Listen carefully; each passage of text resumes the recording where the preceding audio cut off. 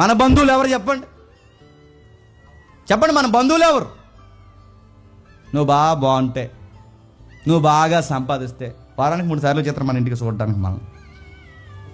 నువ్వు అన్నీ బాగుంటే నీకు అందరూ బంధువులే, నీకు అన్నీ బాగుంటే అందరూ చూడడానికి వస్తారు.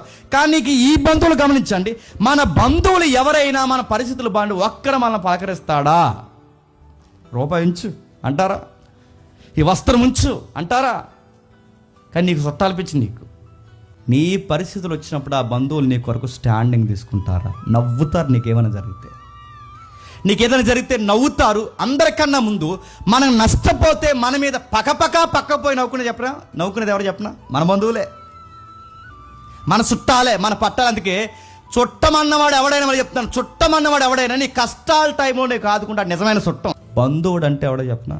పేదరికంలో కడు పరిస్థితుల్లో కూరుకుపోయి కుటుంబం ఆసరా లేక నిలబడినప్పుడు నీ భుజాల మీద చెయ్యేసి ఎవడైతే నిలబడి నీకెందుకురా మేమున్నాం, నువ్వేం టెన్షన్ అవ్వకు, ఫైనాన్సా, డిసీజా, ఏదన్నా పర్లేదు, మేము ఉన్నామని ఏ బంధువు అయితే నీ భుజాల మీద చెయ్యేసి నిలబడతాడో వాడే నిజమైన బంధువు. గుర్తుపెట్టుకో.